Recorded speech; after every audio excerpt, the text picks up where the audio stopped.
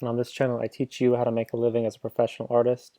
So a couple hours ago I posted on Reddit saying that I will critique someone's work of art. All I have to do is just send some of their images, and I had someone here submit. So let's go take a look. Now I haven't really looked at their work, so let's see. Plug it in here. So the first thing I notice just as it loads is I always get kind of weary whenever someone sends me just an Instagram link for their art.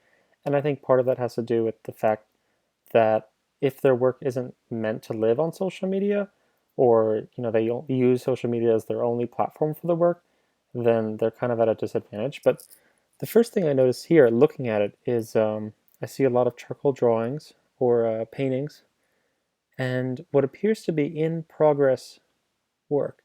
And I love that. I think that social media is the perfect place to go and put your in progress work, because it doesn't really have the expectation of a portfolio unless you really have a portfolio social media account. So I think that that's really great where they, show how they're experimenting, how they're working, and their process. To me, that really adds something incredibly valuable. They have a lot of sketchbooking here, um, shots of their studio, which I actually really love. I think that more artists should talk and explore the work of their studio and their work conditions. I think that this is, if you're going to use social media for your work, especially if you're like a 2D artist, like a visual artist, I think that this is the perfect way to do it, because you're showing, in progress work, and then, it's about building your art as a brand a little bit, and building you up as a brand, so you really get to explore and let the other people into your process as opposed to just looking at a website. I will have to say, with the final documentation of pieces, um, they need to be a little bit better. Like, this is a weird off-kilter shot, and honestly, if you just got yourself a tripod and like set the painting on the floor in good lighting, you can get much better results. See, I'm just scrolling down now. We have a lot of paintings of pets.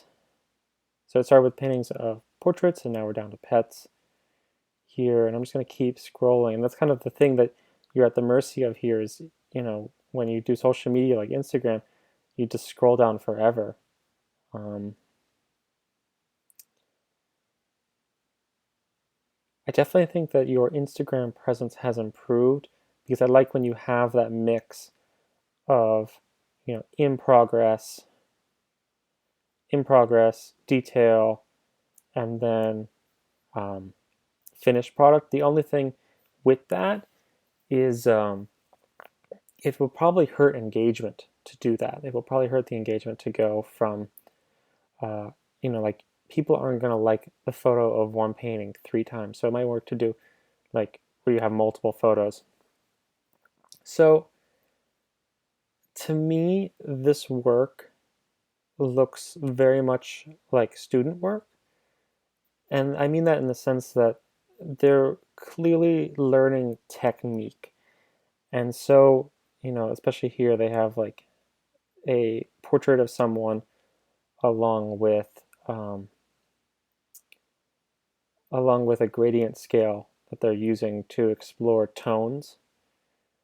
And I can see very clearly that they've used like probably tips that you get out of a book on how to draw certain facial features. Like, their eye looks like very much like a traditional eye, and then their lips look very much like a traditionally drawn lip.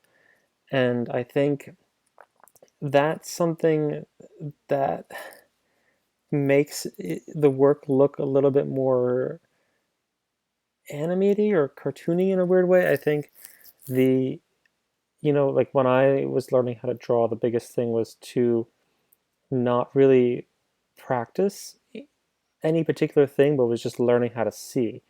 And you really don't like see anything, um, like you don't use anything other than your eyesight to really understand and see these things.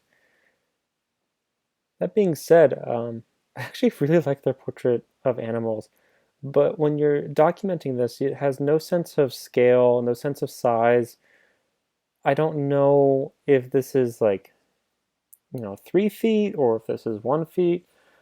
I really can't tell, and I wish they had a better job of documenting their work.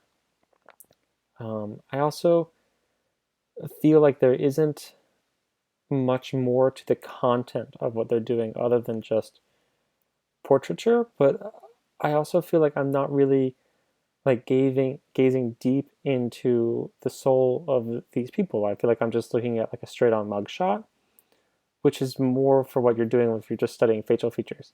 Except for this one photo of a dog, which I love. It has this like this to me has so much more personality and is one of I think the best pieces here because it's a portrait, it's a straight on portrait, but what makes it different than a lot of the other ones is the fact that it actually shows something unique to, I mean, all dogs are really happy, but it shows like a mood or something unique happening.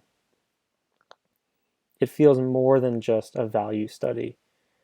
And again, I think most of these feel like technique studies um, where they're trying to go and create a certain type of mood. And I think that they need to explore that definitely more. But what was this photo? I like this. They made a little beach hut. I'm a sucker for sculpture. Um, I could see this person doing well on the commercial side where they have, they do pet portraiture. Yeah, look, pet family commission. Perfect. I think they'll do really well in that regard. But I think if they are trying to push themselves a little bit further, I think they need to get a little bit more clear on what exactly their goal is and what exactly their focus is. I think that's one of the reasons that I'm having difficulty kind of saying where they need to go is because I think that their work should better express to me where they want to go. So, like, when you build a portfolio for the work that you want, not for the work that you've already done. And so, like, if you just showed these pet portfolios, then I'm like, okay, perfect. This one is like a pet portrait artist, and they do pet commissions, and they will like do really well with that. I think that that's something they could thrive at. But a lot of these like sketchbook face studies, I see them just looking as someone who's learning to build technique, but I don't see like more of a vision beyond that. And so that would be really my biggest thing is if you're going to treat this like a portfolio, um, which I wouldn't really use Instagram as a portfolio because it's not highly curated enough. But is I should be able to see where it is that you want to go, and to me, it seems like you're just focused on technique, which is fine. That's definitely a fine thing. Um, but I think what's the next step? Because you can always get better at drawing. So what's the next step? And I'm excited to check back on this artist in the next year and see how they've evolved. I'm like give them a follow, and oh, I don't know why I'm blocked. It's weird. Um, I'm excited to see where this person goes, and if you are interested in participating in this or in having me critique your work or just anything like that, feel free to subscribe to my YouTube channel or message me on YouTube or on Reddit or on Instagram, my own Instagram account.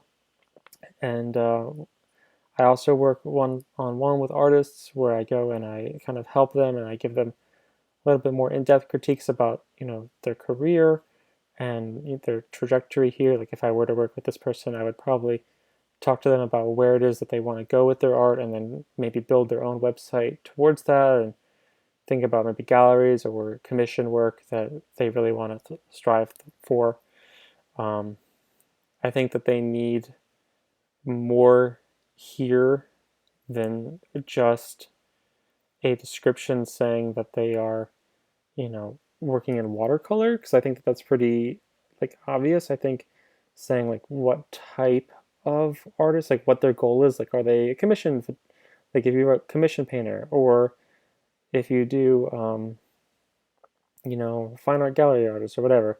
I have no idea what PNW means. I have no idea what, um, you know, I don't have a Facebook, so I'm not going to click on the link. And thank you so much. Be sure to subscribe.